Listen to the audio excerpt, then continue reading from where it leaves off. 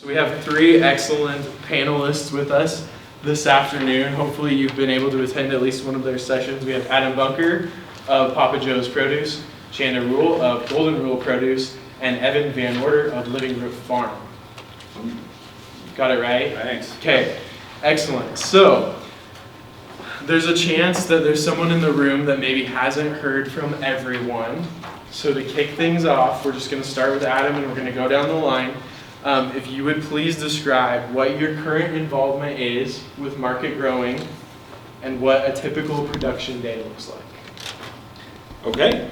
Well, I'm with Papa Joe's Produce, and so we operate 3 year-round greenhouses doing primarily hydroponics. We do also a couple of high tunnels for season extension, and so our involvement with market growing is we do go to Landon Saturday Farmers Market most of the year. That's what we started off doing. That, and then we sell at the Crossy Dairy and Freedom Food Store in downtown Sheridan, which is all food freedom products and straight from the farm. Those direct sales account for still probably about 30% of our sales revenue, and then the rest now we sell to restaurants and retail through other stores.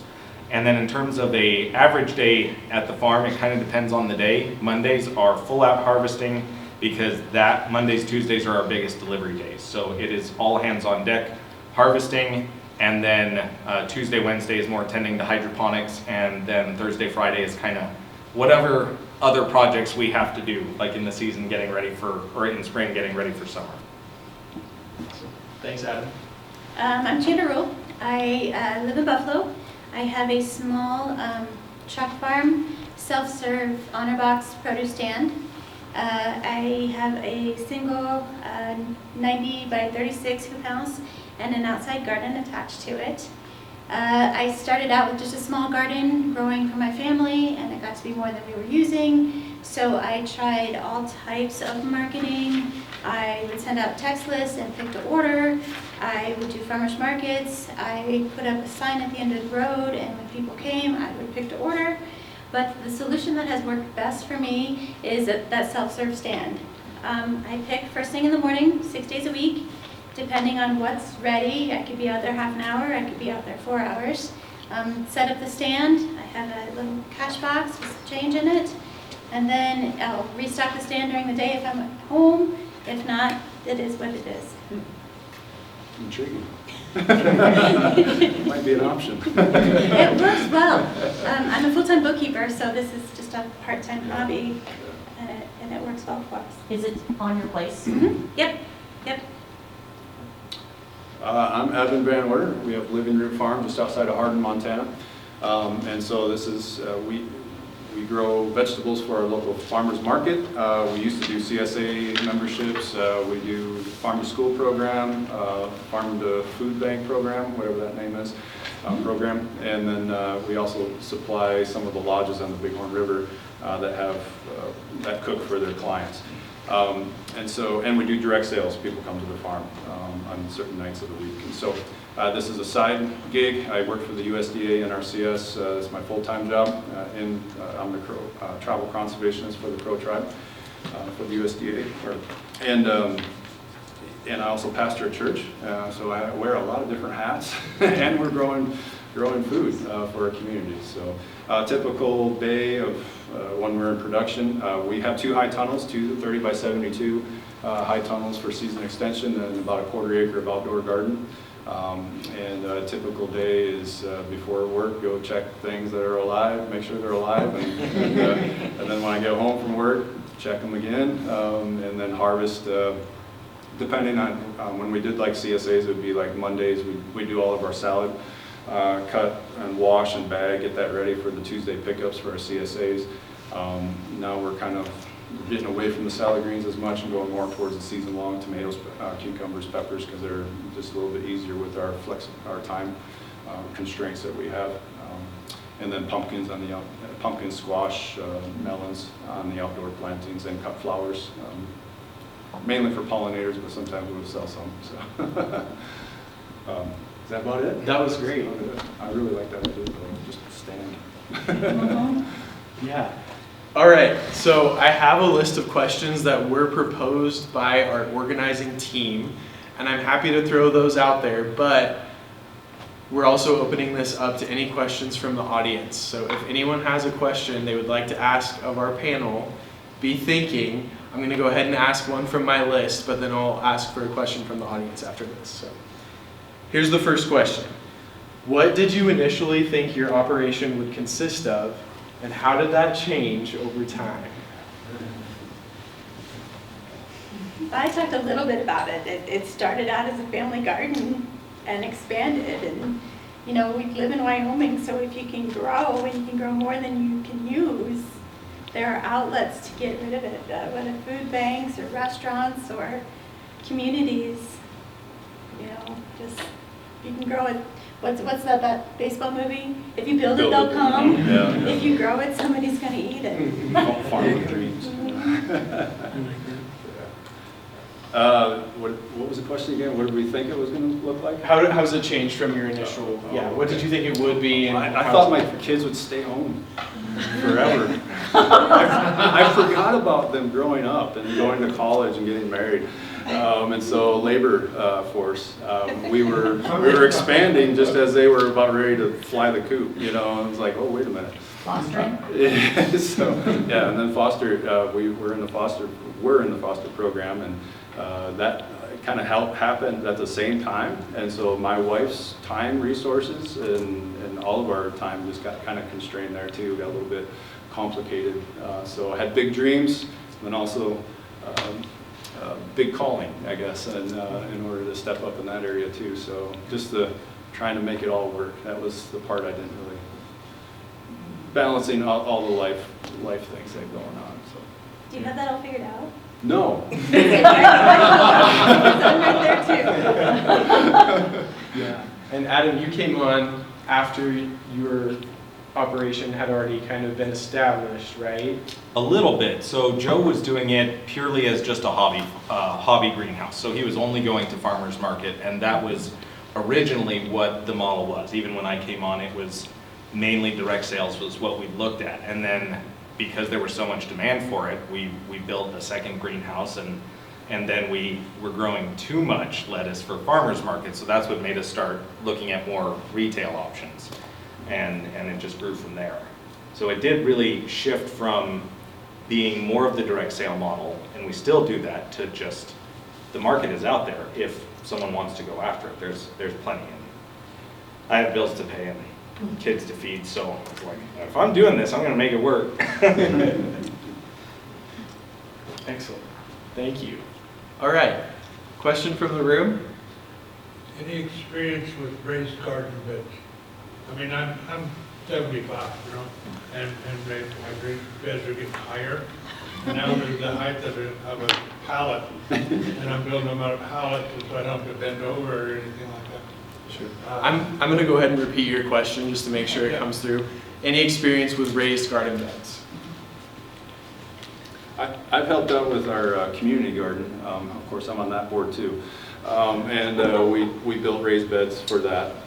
Started off with 16 of them or something like that. Now we're up to, I don't know, 20 or so. And then people can rent those raised beds. And so they're about maybe 18 inches tall. 3 2x6s, I guess, is probably what the height of them are. And so we had to truck in soil for that. And so buying good soil is the key. The first load that we got, people thought a lot of gypsum would be good, and it's not, you know, to mix into the soil. And so just fighting some pH issues and all that stuff. Start with good soil in there.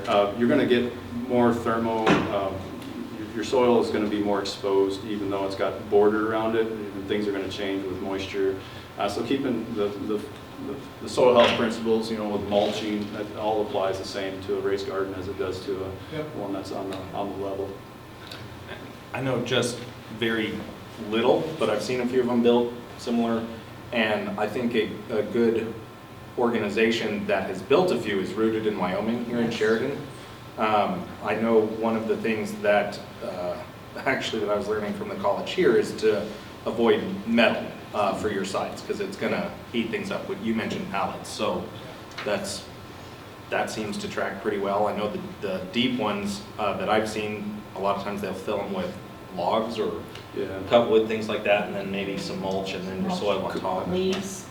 Mhm. But I don't really have much experience. I got a lot of hay, so I put down, regular bales of hay Mm. first, and then put the pallets on top of that. Oh, yeah. And then I'll put a lot of leaves and organic stuff, and I put some logs in there as well, because, well, you try to fill up with soil.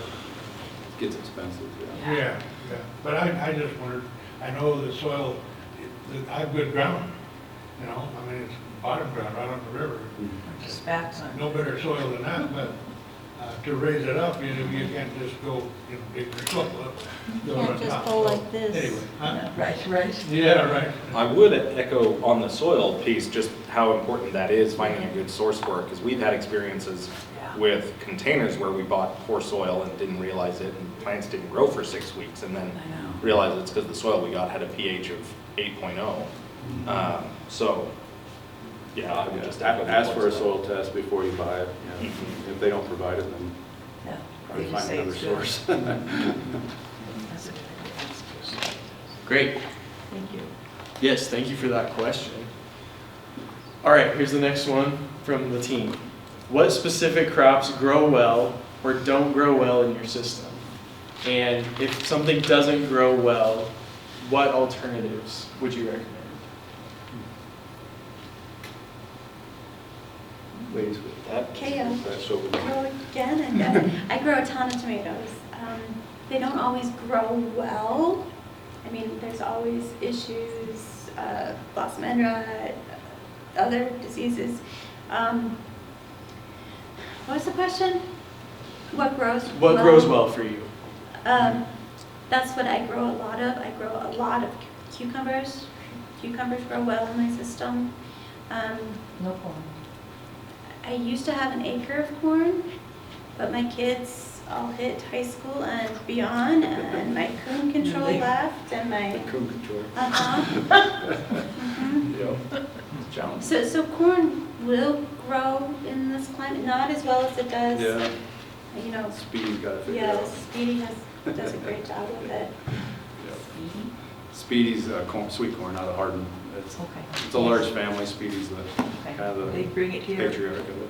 Mhm. Yeah, he goes everywhere. He goes Yeah. all over Montana and comes down here. And, yeah, you'll see him popping up everywhere. He's got a family that large enough to help. So, Maybe let me rephrase this. What's something you've tried growing that has not worked out?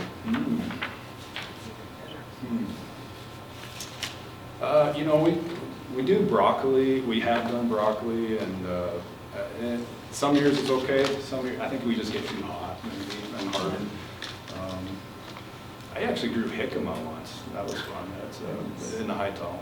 I don't know if how productive it was compared to where it grows naturally down in Central America or whatever.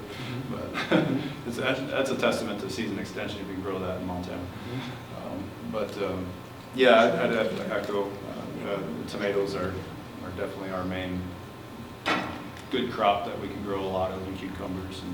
And unagi is a great variety, a Japanese slicer that we like to grow every year. It does well in high tops and stuff. So I'd rather talk about stuff that we're doing good. Huh? Right. To be honest. Right. What else have we grown that we? And it changes every year. Yeah, I I mean, can. one year something will do well, and the next year. Biggest challenge. Yeah. We have, I guess one thing that does grow well, but then we have challenges with are some of the more cold tolerant crops like asparagus, spinach, cilantro, parsley. We, just because it's in a greenhouse, it gets too hot much earlier on. So it ends up, when we've done those in the past, we only did them as a winter crop. Because then about the time that it comes on and people have them in their gardens anyway, then it's too hot and they try to bolt and it's not worth it. Yeah, I'd echo that with the spinach and the high tunnels. Mhm. It's great early, but yeah, it can bolt pretty quick because it gets so hot. Mhm. Great. Another question from the room? Yeah. With your farm stand, you say you do it with an honor system, and you say you have pretty good luck with that. In my corner of the state, we have a lot of tourists coming through. And we've considered doing this, but I just don't know if I trust people enough to do it Right. You know, I really think that I haven't had an issue. There was, this last summer, you know, I just kind of do a mental math in my head when I set stuff out, and I thought I seemed short, but like the next day I seemed high. So our community is such that people might come through, oh shoot, I don't have my checkbook today. I've got notes in my can saying I owe you $5 or that kind of thing.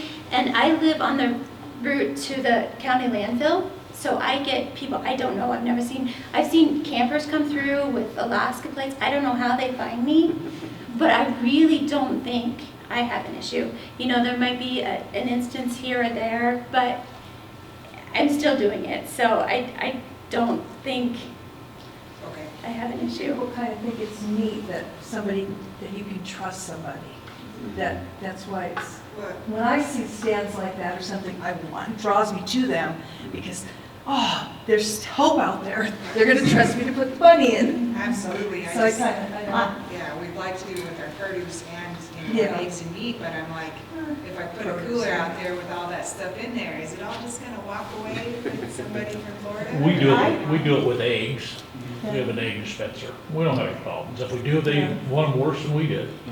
That There was you my go. other thought, you know, Yeah. if somebody takes it, they probably need it.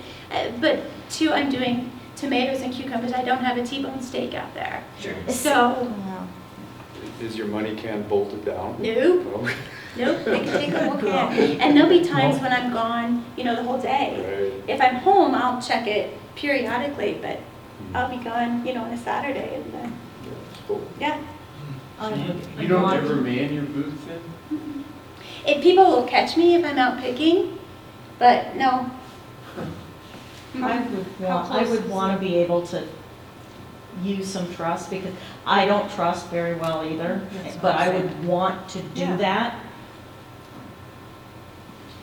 I would want to do it. I would, yes, I think that's a great idea and I would want to do it. yeah. And if the people I do talk to, you know, if I've had people knock on the door, hey, where do we leave our money? Oh, there's a can out here, just go ahead and make change. And really, you trust people? So they're, yeah, like you said, they're kind of blown away that this still happens, this practice can still happen. That's the cool part of it. Yes, Yeah. yep. Yeah. There are places that have, like upstate New York is littered with those, just stands Yeah, and like it- apple orchards and just, there's layers of apples in bags and you just go, drop your $5-10 in, take a bag of apples and off to the races. So it's, I think it's a wonderful concept. It's great. We'll go. Cash only, or do you do? I take checks, I'll find checks in there. But no Obviously, QR code no, or anything like that? no electronic.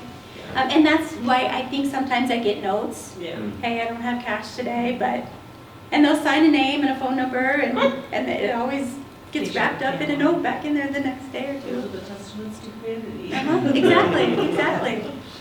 Love it. There's another question over here. I was just gonna say, how close is your stand to your home or where your farm It's is? pretty close. Our house is just off the road, and then we have a circular driveway. It's probably, I don't know, 100 yards or so. But I'm not, I'll open the stand and leave for the day, so it's not I that think the closer to the main road, probably the more trouble you'd have. If they had to That's pull in a little ways, I think they'd be better. That's what I was wondering. Yeah, I don't know. Yeah, see, Who knows? my house is really close to the road and I'm just gonna, but I'm not in front. I'm not gonna be guarding it. Yes. Right. I'm out back with the goats. Right. Was there one more question? Yeah, I don't know, you want to kind of high, kind of like to put some big wire up and put some screen over it and put it Yeah. over That's and mine. all that stuff. And it works fine. But I was thinking of a heat source, just a little bit of a heat source in there. You know, like a little heat buddy, what's it called?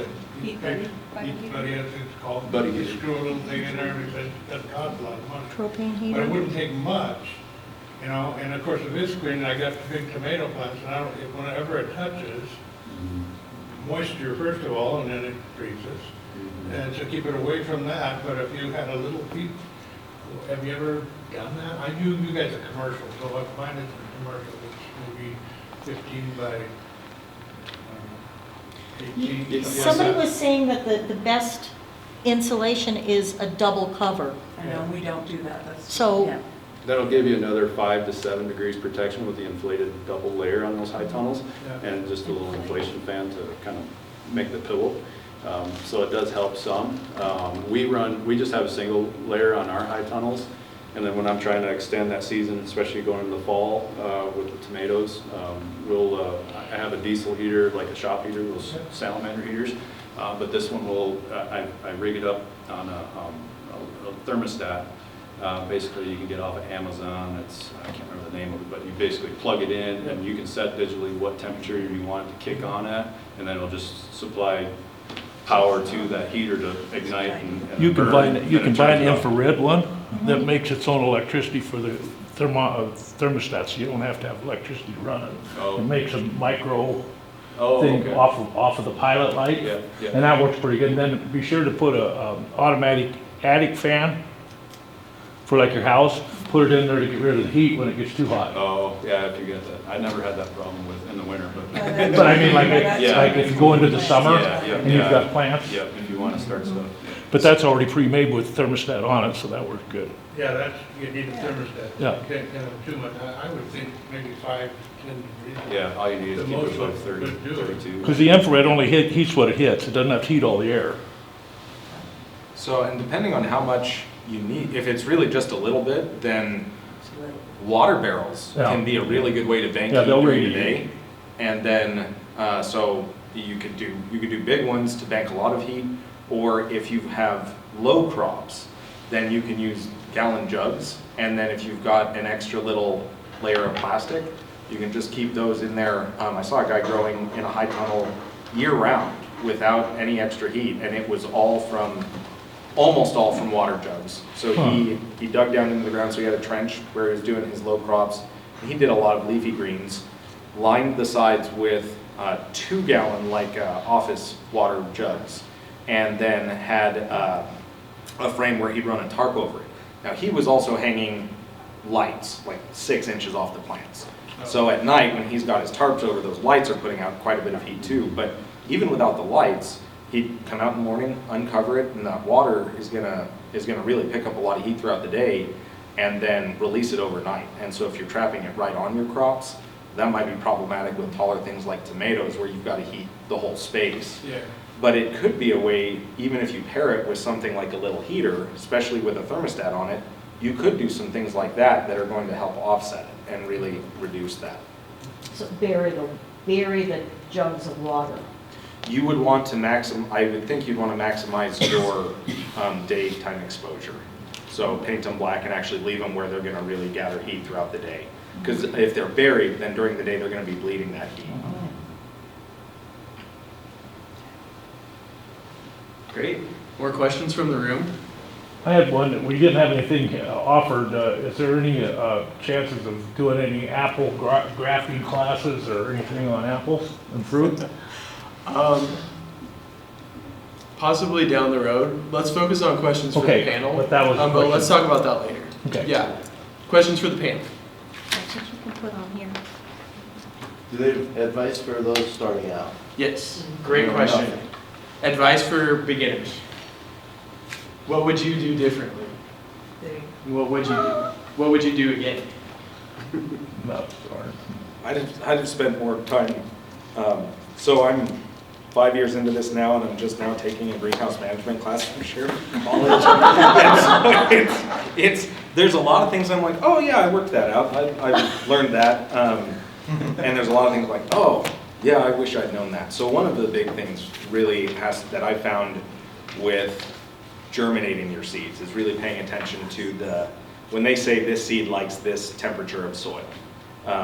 That really makes a big difference for your plants. Kind of just taking a little bit of time to understand that kind of crop planning pays off significantly.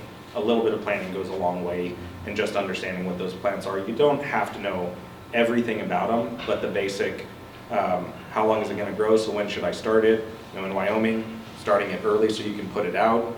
And the other thing that I wish I had done sooner is to build my own resource library, so that as I find things like, oh, that was a really handy thing, stuff like Johnny's Seed has a start date calculator, that if you put in what your estimated last frost date is and the crop that you're thinking of, it will tell you when you should start it. it took me a long time to actually start building even just a list of bookmarks. But I would say something like that, so as you find an answer, make sure you write it down and record it somewhere to go back to. Those would be some of my initial. Good points. I would say, like, if you're gonna put up a structure, get the best and the sturdiest, lay the best foundation you can with the finances you have available.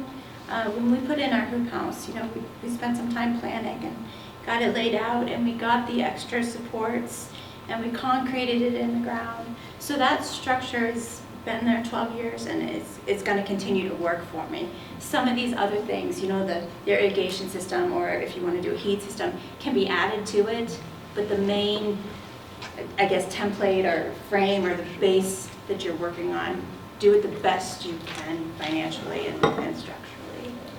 That's a great point too.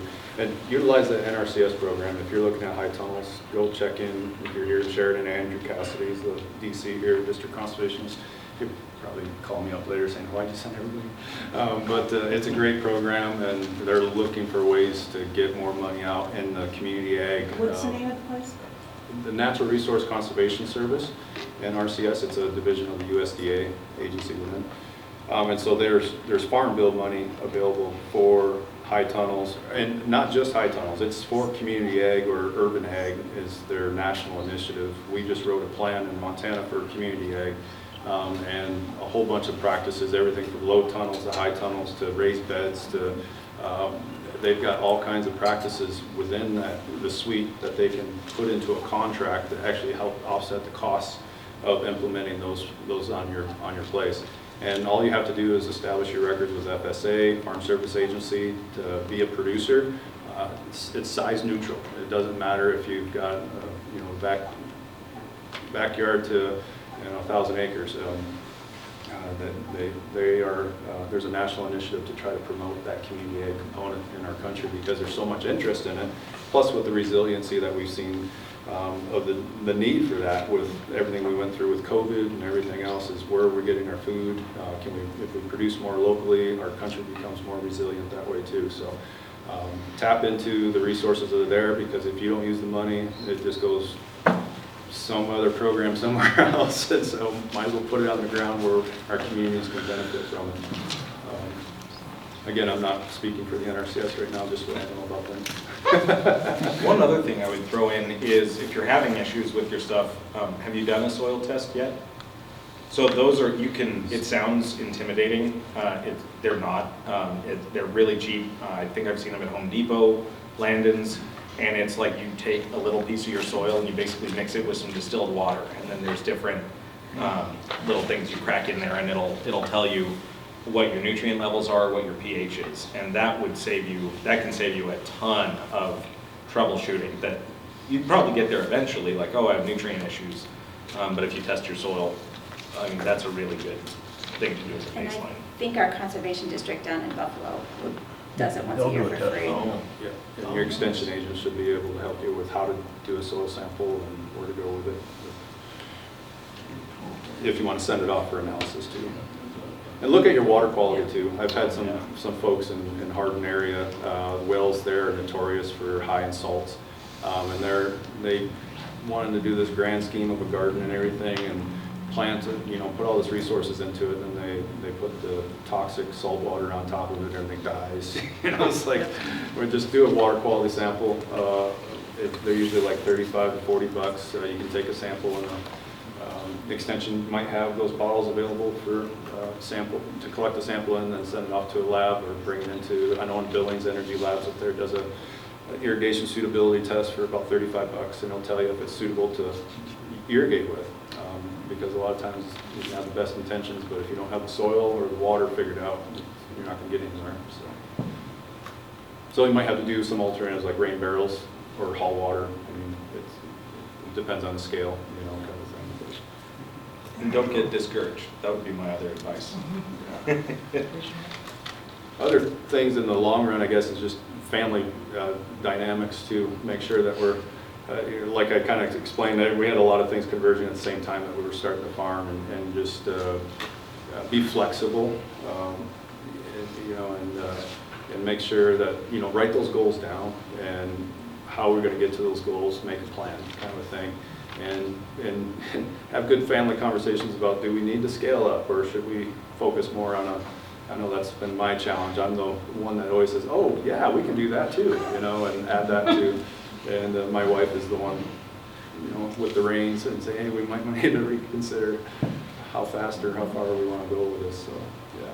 And to add to what you said, the kid thing, yeah, that was kind of a shocker for us. I mean, I don't know why we didn't think of that, but the generation above us, the in-laws, are getting old at the same time that the kids left for college. So we went from 3 generations to just one, and we're like, oh man, what did we do? Really, yeah, that's definitely one thing I didn't put in the equation as we were starting off. I was just geeked out on it all. So, But for back to the kids being involved, when our kids did vegetable stands, and then their first jobs were at McDonald's at the drive-up, they already knew how to handle stress, because it was just like little grandmas fighting for the first tomato. They could make change, they were sales, and they went on, and they knew that if they didn't do a job, Dad would put them to work. Yep, that's great. And it has taught, our kids working at the farmer's market has taught them some skills that way, and has stretched them. They've been challenged in that area, so. They know how to add, subtract, multiply, and make change. Hopefully. Yeah. I wonder if it tests the water here at Little Goose Creek. I mean, I got water rights and thinking about putting a pump in there, and everybody knows what that water's like. Obviously, it grows hay. Yeah, it's probably better than the groundwater. Probably, Yeah. we have both. Yeah. Most Yeah, I mains mean, don't. it comes right off the mountain. I just thought it'd have a lot of minerals and a lot of good stuff in it. Does the extension do free testing of that kind of stuff? I'm the educator in Johnson County. We have the bottles available, and we will send those samples to a lab here in Sheridan. So we don't do any in-house testing, but we can help you with that process. Same with the soil samples. I'm happy to come help you collect a soil sample, but typically I refer people to our conservation district. And I don't know if the conservation district here in Sheridan County does soil testing. They don't. Well, they don't do water testing. They don't do water, But they might do soil. That's something I would need to follow up on. there's a number of conservation districts, I don't know, out of the 34, maybe 10, 15 that do well water testing. And once or twice a year, like we do ours, May, 3rd Wednesday of May every year, and there's drinking tests and irrigation and livestock suitability tests. Yeah. And we usually, and sometimes they do cost share on them, so like half the cost of what it would cost at Energy Labs in Casper. Right, yeah. And I will add also, if you're going to your conservation district, it needs to be the district that you live in, because all of the way their funding is set up, you need to seek out services in the district in which you live. So just to throw that out there for anyone that might be joining us later online. I would throw out for an option if any of those weren't to work or you needed anyway, we use a lab that's actually out of Florida, but it's been the cheapest one we've found.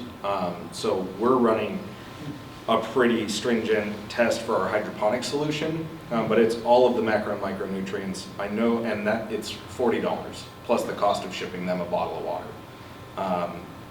I know when we looked at as a private business, and that's where I'm saying I don't want to step on any of what these other services have established with them, but as a private business, when we reached out to some local labs, to get that level of detail was going to be about $200. So I love supporting local.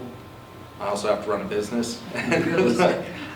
So that would be an option if you ever needed to run if any of those others didn't work out.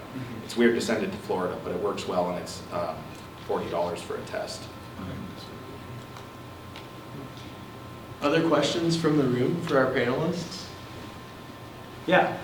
So, I guess pricing your products, is local food worth the high cost? I mean, like food costs in the grocery store are going way, like just, I mean, like in the last year. So now that like even the cost to bring produce from California is high, are you making the jump, you know, if you were marketing your product for 30% of what the retail grocery store cost was, were you able to still make that jump, or did you have to come back a little? I'm just wondering how that's going for you in marketing. During my talk earlier, you know, because of the community we're in, we want to maximize the opportunity for people to participate and have the produce that we're growing. I'm a terrible businessman. Ask my wife. And so we've kept our costs, I think, lower than, you know, what you're going to see at the farmers markets and other larger communities. We haven't really increased our costs, our prices. Probably will this year, I'm guessing, maybe another $1 a pound or something. I don't know for the tomatoes, or, you know, we've been at like $3 a pound for heirloom tomatoes, and I know Billings it's $5 a pound, you know, and Bozeman's probably like $8 a pound. And so, but we want to make sure it's available to those that can benefit from it in our community. So I don't know. I'm not the business guy to talk to, I guess, but yeah. So basically price it as it is in the store because they're getting a better product?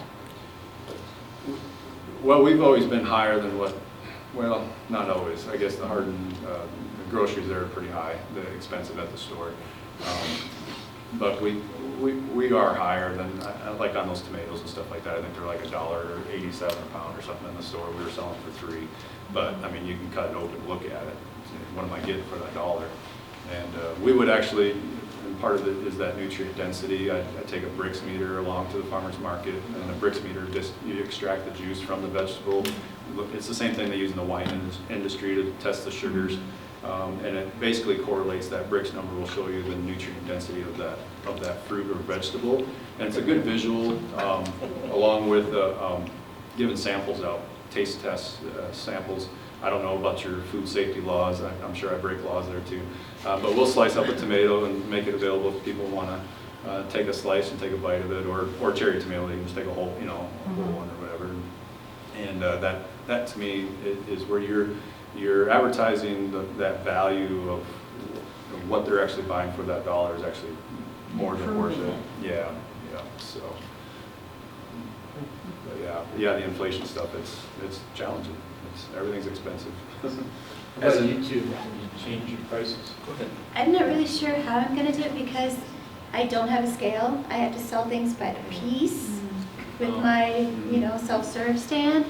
So, I mean, I can make a quarter jump, but typically things are $1, $2, $3 for. So I'm not really sure how I'm going to price things. And again, I want my community to be able to get good, fresh, bright produce at a reasonable price. This is a hobby for me, so it's not, our livelihood is not based on this.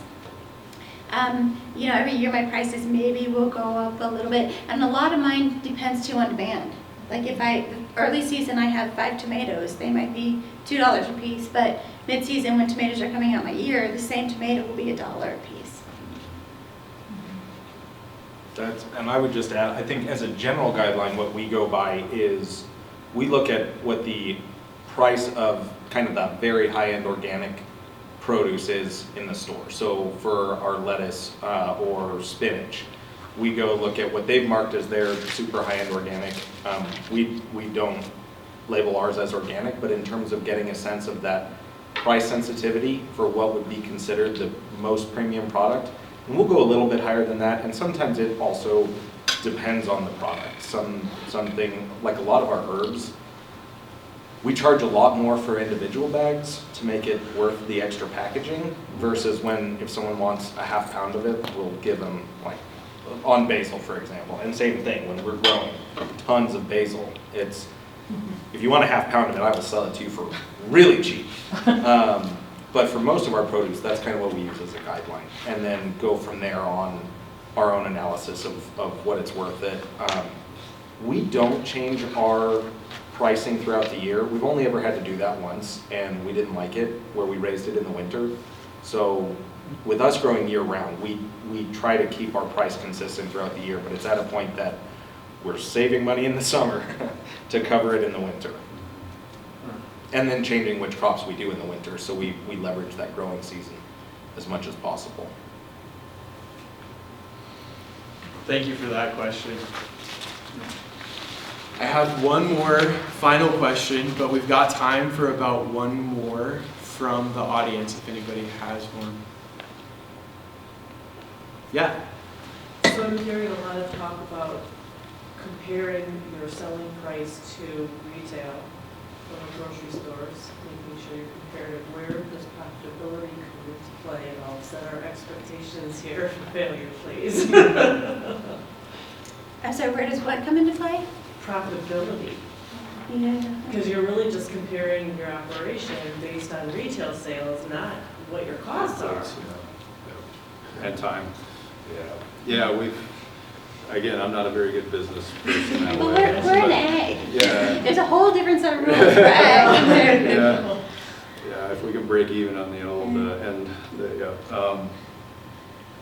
yeah, it'd be interesting. When I was initially getting kind of excited about scaling up to a market type of garden system, on YouTube's a great resource. You can be inspired and educated by a lot of things. You can also be misled by some things. But there's a lot of farms that are actively putting out their information, kind of what they're doing for in their context. And that's the important thing is, some of these guys that were knocking out of the park making $200,000-$300,000 on an acre of ground, because they were within, 2 miles of a major metropolis that they could sell to restaurants in a high-end deal, and growing spinach and backyard, they rent empty lots from people and build these beds within an urban setting and $800 a bed that they would be able to profit in the season. So I had that kind of like, wow, we can really make this work, and then it's like, wait a minute, my context is different. And so that's where we kind of changed.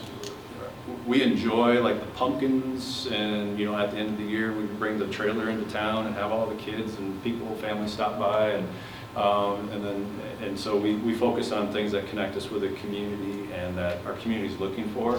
And that is a profitable thing because there's low input on the pumpkins. It's just basically you plant them, get them going, make sure the weeds aren't getting too crazy, and you get to harvest them. There's not a lot of labor, like the salad greens. That's another that's really in high demand, but we'd have to be out there cutting, we'd have to wash, we'd dry, spin it, pack it, refrigerate it, then make it available. It's like Got a lot of labor. that's a lot of labor, and so we're And how do you get paid for labor? yeah, and you don't want to charge more than $5-6 a bag for lettuce mix because they can go to Costco and get one for $3, and so yeah. But again, what's the goal? The goal for us is connect with the community and nutrient dense foods and stuff like that. It's not to retire off of it, so yeah, that's the hard part, but try to. And I'm going to say ditto. Other than, the benefits personally to me sometimes are more than money. I mean, like you said, my kids can communicate with people. They can make change. They know customer service. My family's health is better because we have this, availability to produce. People in the community, oh, you're the lady with the garden truck. So there's way more into it than just the financial profit for us. But again, it's a hobby for me. It's People not get my to see life. what real food is. I remember I used to go pick corn for the girls. I'd pick it in the morning before their stand open. People would come buy the corn, and then the next week they would come and they said, "What kind of corn was that?" I said, "Well, that was fresh corn." And then one year we had a lot of corn and we sold it to the store, the kids did. Oh yeah. Didn't show up on the counter for a week. Wasn't fresh corn no more. That was the last time we ever did that. But yeah, that was fresh. Adam, I'd be curious to hear your perspective on that question about profitability, since you're not coming at it from the same place. I think that's a really good question, and there's different ways. There are different ways to approach it depending on how deep a dive you want to take. I'm a very data-oriented person, so I have done more than a healthy person should on digging into our own numbers. But it depends on the crop. So an example, because you could do this on your own for different crops. So lettuce, our key indicator is our harvest weight per head of lettuce. Because in our accounting software, I keep track of what we're planting roughly. So I can go back for a given period of time and say, okay, in the fourth quarter of 2023, these were our expenses. So I do look at what was our expense per head of lettuce. And then I can look at, so what did we need to charge? What was our profitability? That's where, to the question earlier, I know we operate at a loss in those months, but then that goes up because our expense, almost all of our expenses are almost like overhead expenses. We have the same transplanting process, we have the same inputs, whether that greenhouse is empty or full. Almost all of it's the same amount of labor. So if that head of lettuce is 1 ounce, that's really expensive ounce of lettuce. If it's 10 ounces, we're getting quite a big profit margin on it. So that's one way to look at it. That's pretty in-depth. That may not fit. Another way that I've looked at it in the past is when it was just myself and Joe. I knew what the company was paying me. So when we were growing spinach, I would keep track, okay, we've got a lot of spinach, how many bags can I pick in an hour? And just compare it to, was it worth my time? And I think that approach might be better suited to, even if you're doing it as a hobby, but you want to know if it's worth your time, is just kind of keep that in mind. You're not necessarily paying yourself, but keep track of it. How much did I produce in this hour and what am I selling it for? And then decide, is that worth it? Maybe that's where you decide to do a different crop that you spend more, you get to pay for the hobby or you enjoy it. That's a much simpler way to do it. I do break it down pretty granularly so that I can keep track of that. 2 quick questions. One, when it comes out what you use, and 2, is there a better growing method that's more profitable than another? For hydroponics on the growing methods? Or either soil or hydroponics or whatever, are they more cost intensive? I don't know that I'm qualified to answer that because I've been really bad at soil growing. There's not much in the input side of the soil, other than, making sure we're building it, not depleting it. And so, I'm not growing year round either, so there's limitations to my growing season. The hydroponics with the technology and the systems approach, it really opens up more of a consistent harvest and year round, so. Kind of like what you want to do. Yeah. I know I've read that on paper hydroponics have more potential, but there's a lot more of a setup cost. You have to be a lot more involved in growing it. To your other question of what software do I use, I do just use QuickBooks for our accounting side of it, but I've done from some of my previous business, I've set that up really specifically in terms of tracking.